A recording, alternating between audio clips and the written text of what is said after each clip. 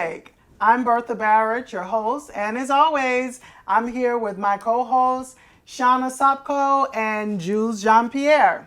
Okay, ladies, this is your topic. As you know, we're talking about substance addiction today. Tell us about some of the 4 top substance addictions in America. In looking at Sam Shaw, or at least that's what I call it, the 4 top substance abuse addictions would be alcohol, marijuana, cocaine, and heroin. Which is interesting because a lot of people do not think they can be addicted to marijuana. I hear that.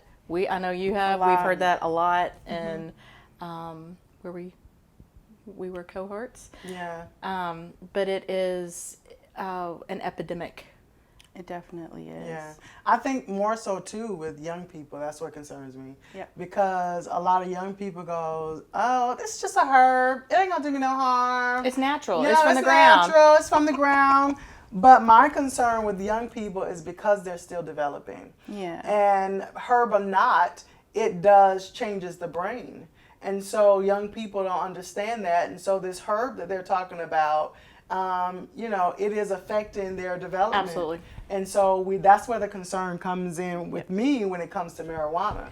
Because young people, especially now that marijuana has been discussed as being a medical, Used for medicinal Yeah, purposes. thank you. One of those holistic ways of treating things. Well, I don't know your take on it. We haven't had this discussion, but I believe that there are certain medical conditions, seizure disorders, things of that nature. I agree totally. I think it is great. I think it's wonderful for. And I too agree that marijuana does help with certain things, cancer including that. It helps cancer patients. But for someone who does not have a medical issue, I think if you don't, my motto is everything in tolerance.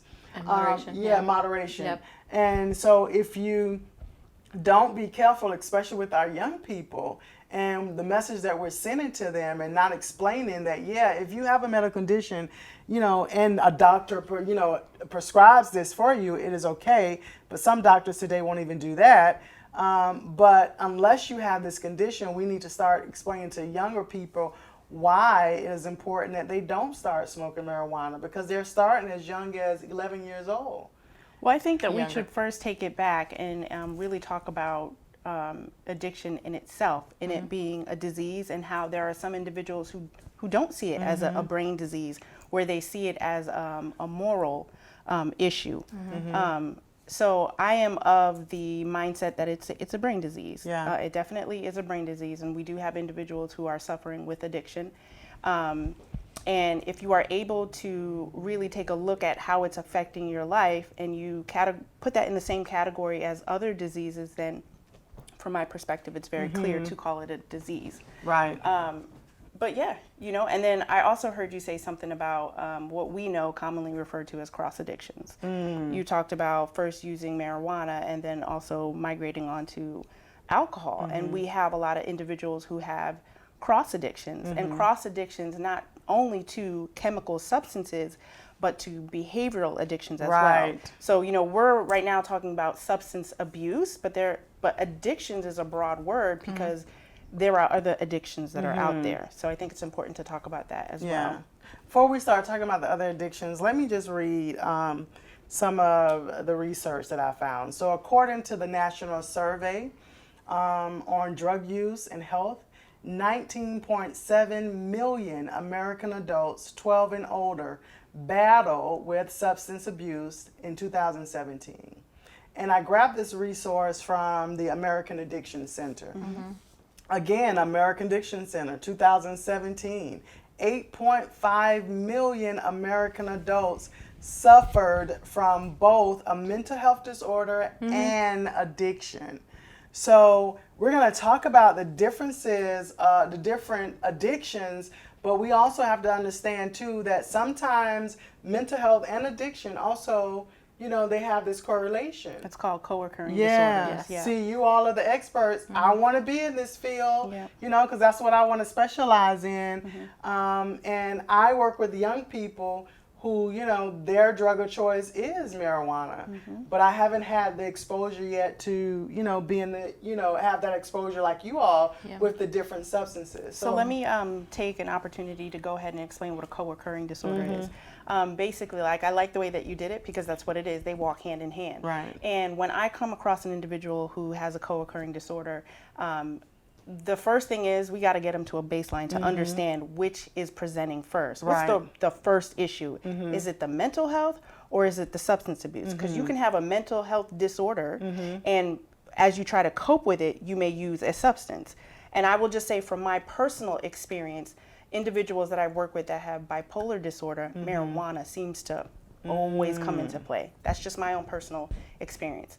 And then you may have a substance that you're using which will activate a mental health disorder, or what's the term for it? You might have a Psychotic episode as a result. Psychotic induced episode. Substance-induced psychotic There you go. disorder.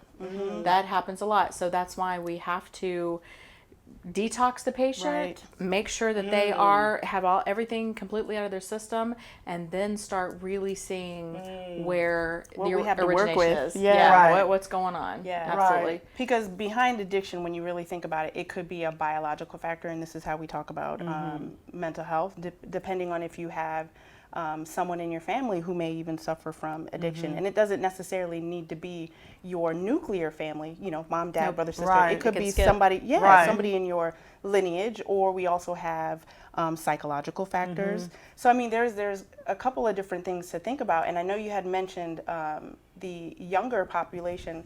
When we talk about substance abuse, it's a lack of coping skills. Yeah. Something is going on there. Right. The individual reached out for a coping skill to either feel normal or just simply make it numb.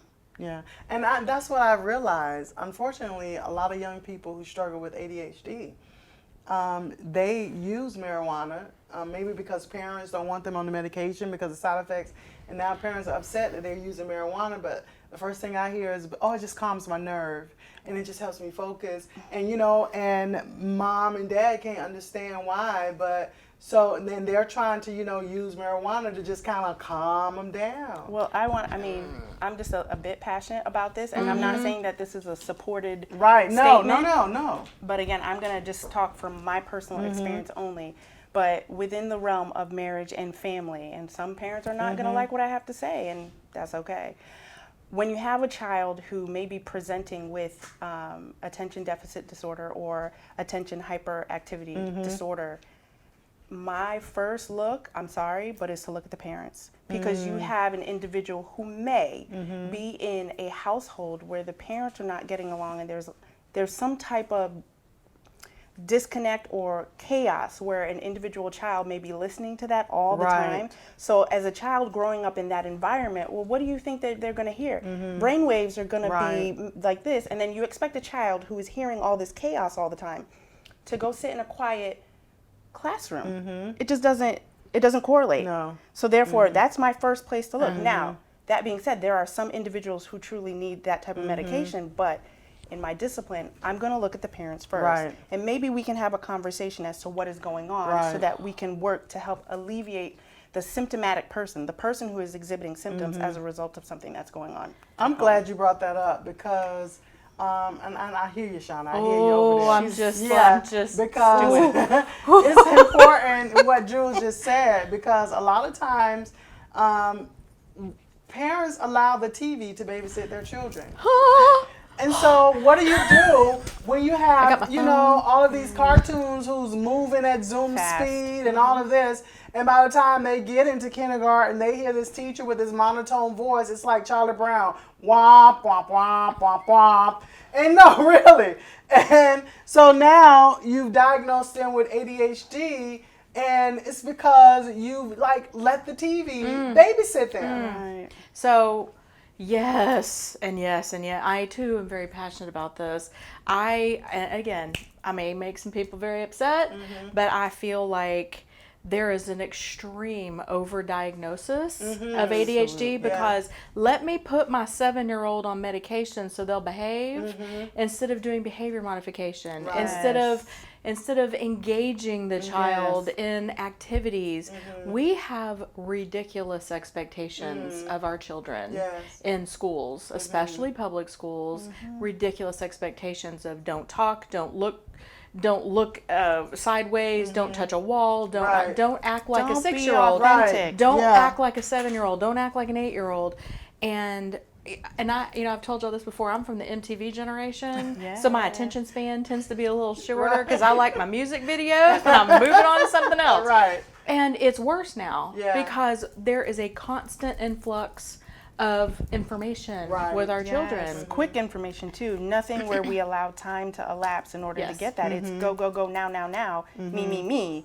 And that's created a big issue. And bringing all this back around to addiction, what I know I saw, and this is again my personal and professional observation, so many people coming in for treatment for a substance abuse disorder were put on ADHD medication as children because basically the Adderall, I don't even know. I didn't want to say it's speed. I'm just saying. It's a controlled substance. And so what are they addicted to now? Right. Are you gonna say it?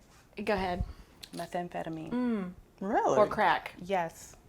Something to speed it up. Got to keep it going 100 miles an hour. I will go and look in their chart and with what they're addicted to. Now, there are other factors. So you also have somebody, just to highlight, so I know somebody's going to come for me anyway, but members of the LGBTQIA community may use methamphetamine because that's what's within that community. Right. So I just want to put that out there. But oftentimes when I'm looking at somebody who suffers with that type of addiction, I go through looking at their charts and lo and behold, they are diagnosed with ADHD as a child. Oh my. Oh my. So I want to get back to something that Jules said, brain disease, addiction. Yes. Because a lot of people don't understand that. It's a brain disease and we just look at these people and we, put these labels on them and don't understand what it's going through, these whole cravings. And so as I understand it, when addiction occurs, normally this whole frontal cortex that actually directs the midbrain. And when I say directs the midbrain, it directs the impulse control, all of that. That's how it normally works. But when addiction occurs, it kind of flip-flops. So now instead of the frontal cortex telling the midbrain, okay, let me check on you and make sure you're doing what you're supposed to do, the midbrain now takes over, and now that impulse control is a little bit more serious. So it changes the structure of the brain is what people don't understand. And this whole pleasure system with dopamine. Yeah, because people who are addicted, they're trying to find that normal feeling. So that first high that they got, because it becomes a normal for them. That first high that they got, they're always in search of it, but they don't understand. At a certain point, those dopamines just constantly go, and then at a certain point, our brain is structured to where it's like, okay, you overdoing it, so I'm going to decrease the dopamine now. So they'll never get that high again. It changes your baseline. It changes the baseline of what chemicals are being produced in your brain. And then once the chemical is removed, you have the depletion. You have worn out those receptors. You've worn out the production. I'm not a brain person, but absolutely. And there's I know we're going to have to go here in a second, but there's an analogy that made a lot of sense to me, and that high is more powerful than it's 100 times more powerful than an orgasm. And naturally, organically speaking, the reason that we as human beings have orgasms is so that we can procreate. It makes us want to have sex, so we procreate. So it's a life or death feeling. So being high becomes a life or death. 100 times more powerful than an orgasm. It becomes life or death, and your body thinks you're going to die.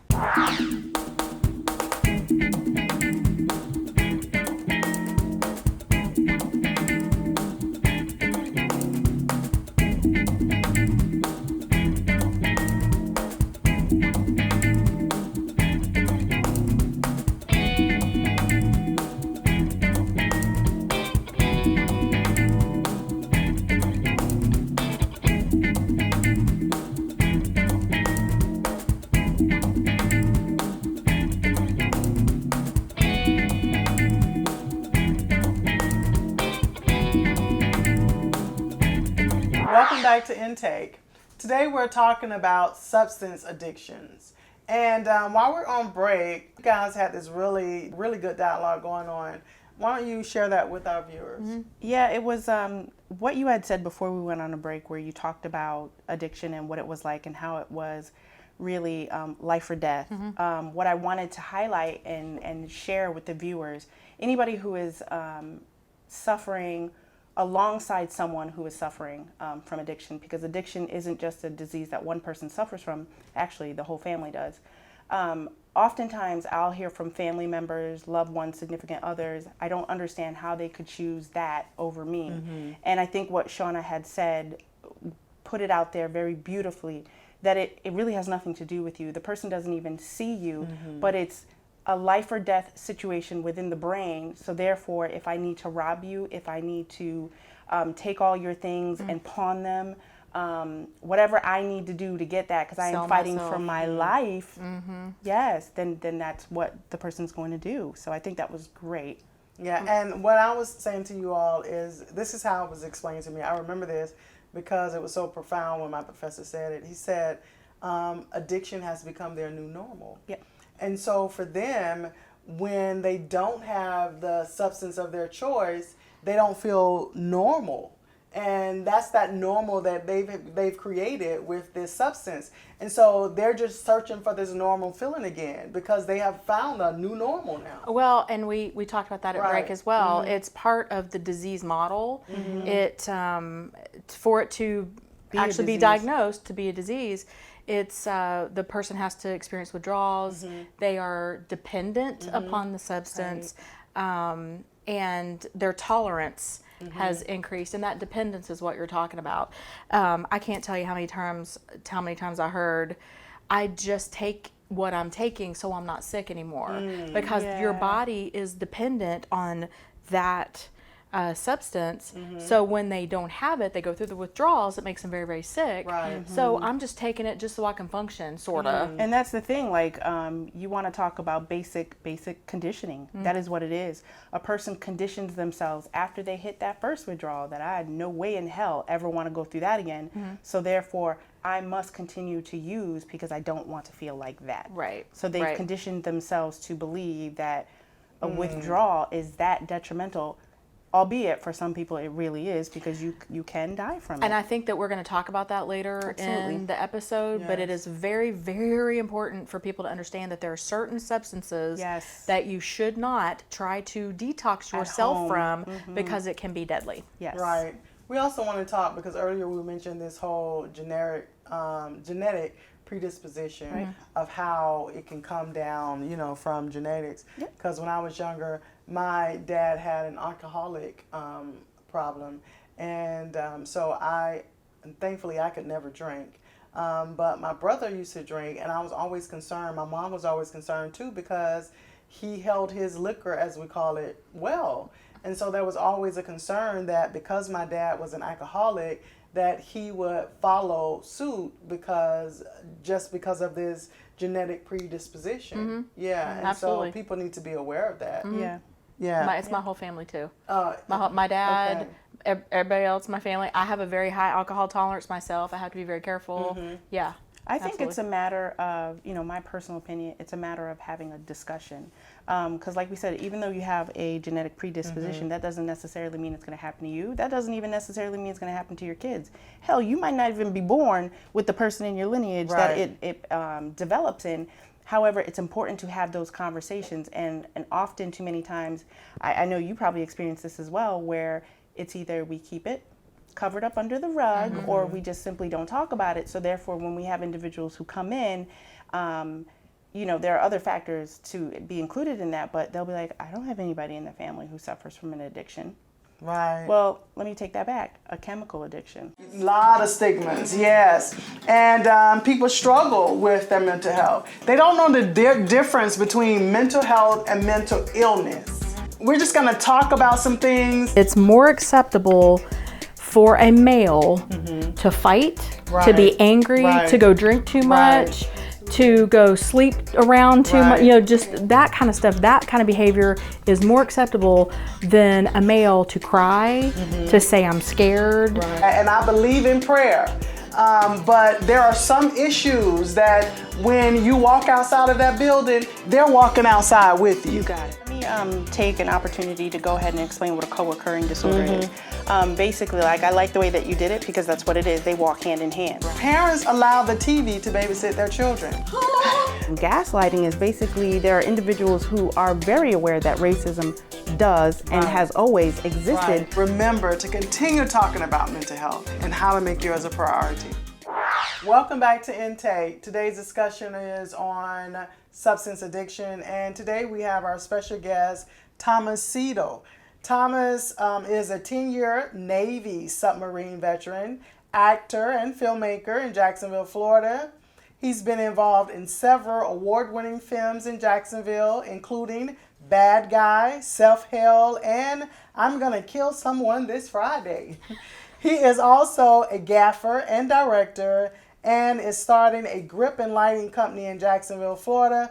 Also, thankfully to Thomas, the show looks great today because he lit us up. Hello. So welcome, Thomas. Thank you. It's great to be here, ladies. Great to have you. Good to have you. Before we talk to you, let us just watch a clip of your movie of I'm Gonna Kill Somebody This Friday. Okay. All right.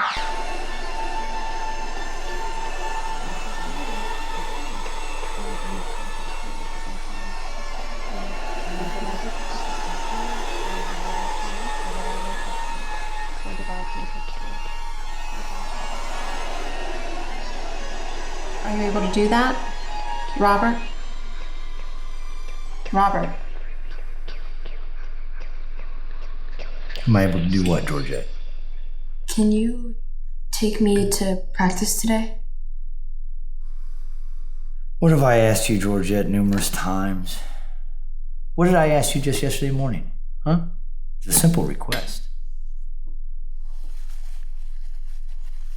I just need to know if I need to take him to practice today or if you're able to. Well, I didn't hear any of that. Bobby, do you remember what I asked Mommy yesterday morning after church? Don't talk to you until you had your coffee. Don't talk to me until I've had my coffee. And what did I tell you about eavesdropping on adults' conversations? Don't. Don't. Why don't you go to the other room and contemplate that until your mother is ready to take you to school?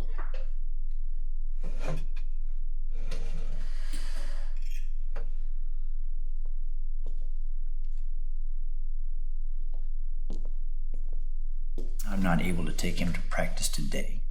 We have a new boss starting, which means obligatory post-work drinks.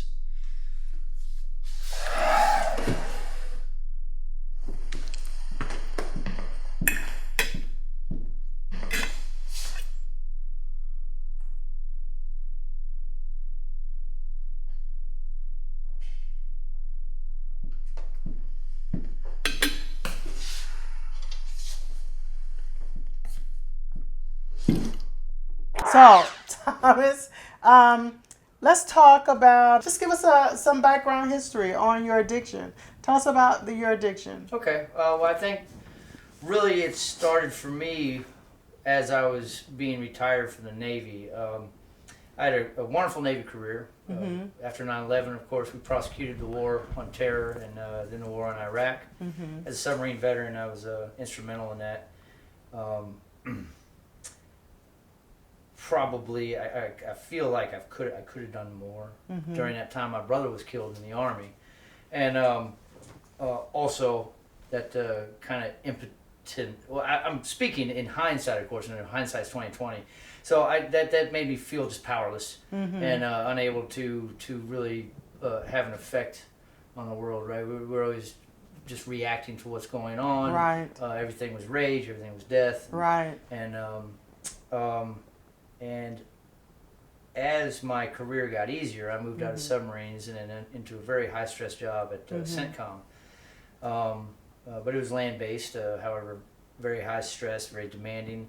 And then when I left CENTCOM, and as the war was cooling down, I went to surface ships, and which was really a pleasure cruise, to tell you the truth. We went to these wonderful ports in the Mediterranean and Croatia and Bosnia, and then back to where I got the news that my brother was killed in Naples, Italy. And with the relieving of that constant stress combined with kind of a geographic anniversary, I guess you could say, I really lost my mind. As you spoke in other episodes, I know, you know, we talk about mental illness and crazy, and well, let me tell you, I was a moonbat. I was irrational, unreasonable, rageful, not just angry, rageful, and the Navy noticed that I was a danger to myself and others. I was transferred from the ship. It's still emotional to talk about. So this is what caused what I think actually caused the addiction. I was transferred here to Jacksonville and processed out of the Navy. I was given a generous retirement by the Navy, which I really appreciate. They take care of me to this day. Right. And thus began, well, it's actually a medication called Cymbalta. I was put on for severe depression and anxiety. Which has an odd side effect of spontaneous cocaine craving.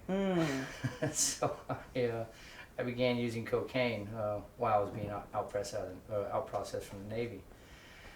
And I like to say I tried cocaine once for about 2 years. Okay. Once for about 2 years. Once for about 2 Yeah. years. So that really devolved into a long cocaine and crack addiction. That was my sole focus, and I became good at it. I met every drug dealer in town. I could stay awake for 7 days straight until I would just fall asleep wherever I was and wake up several hours later.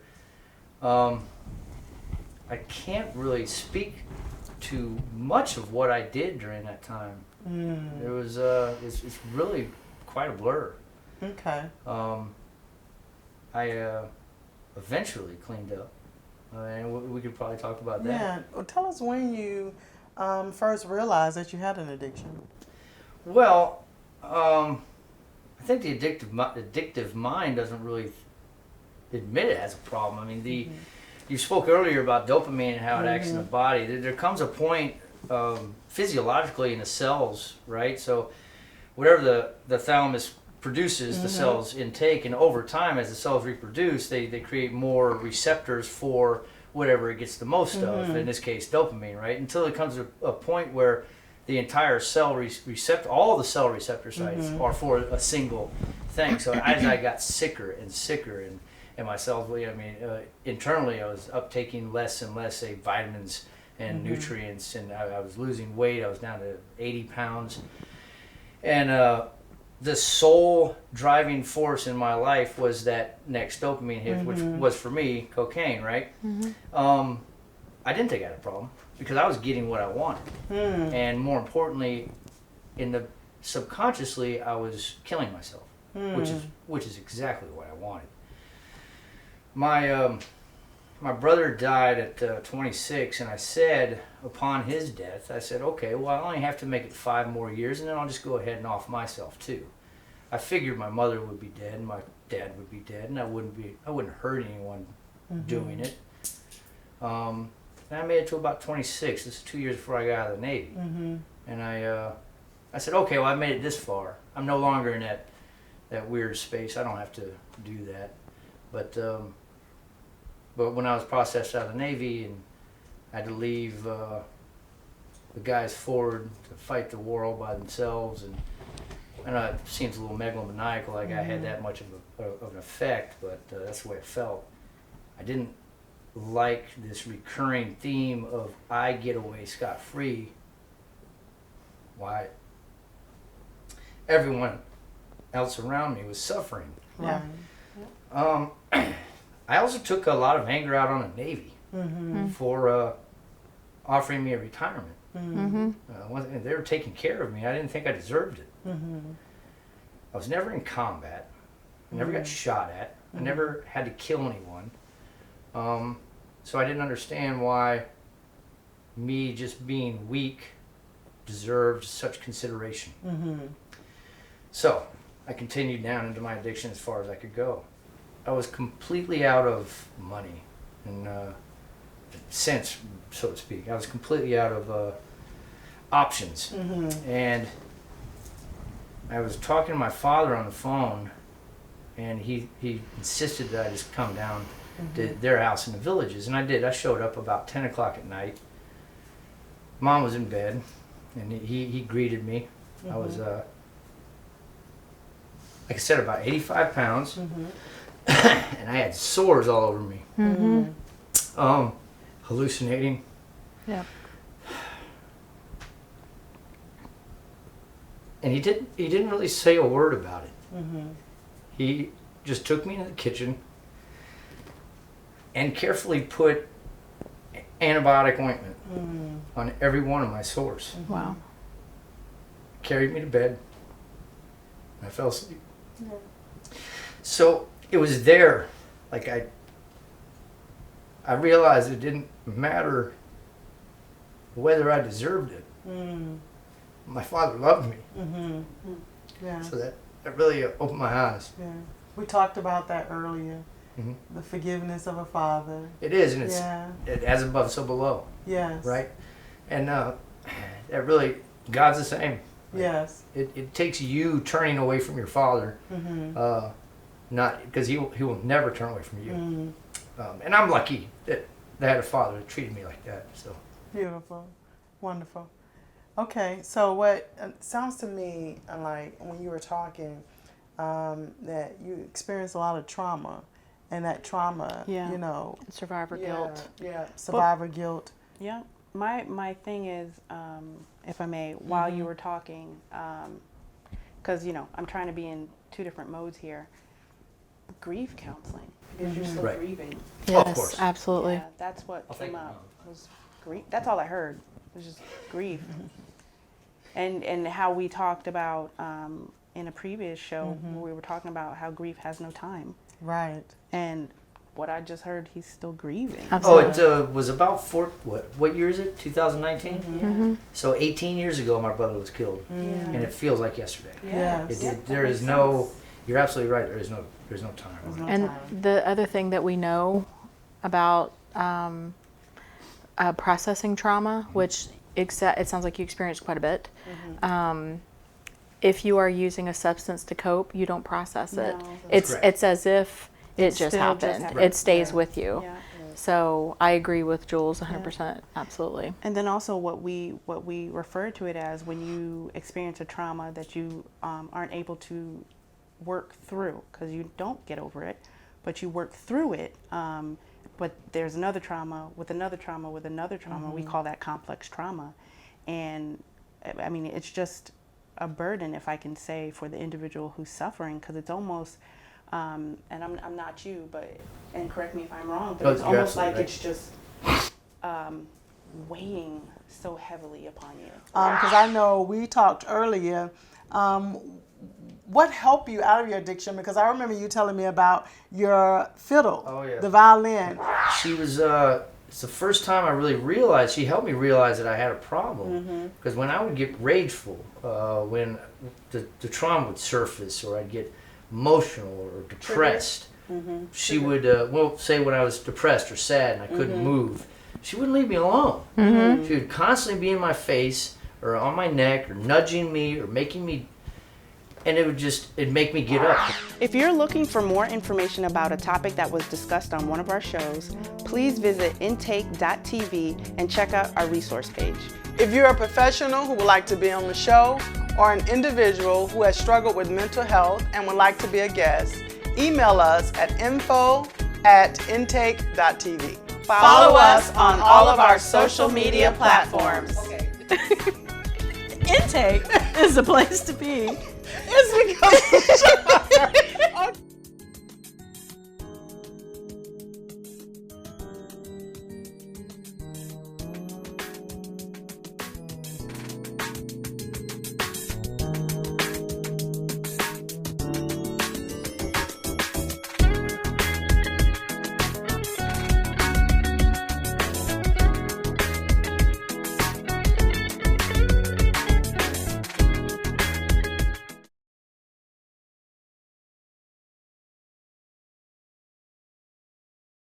Bye.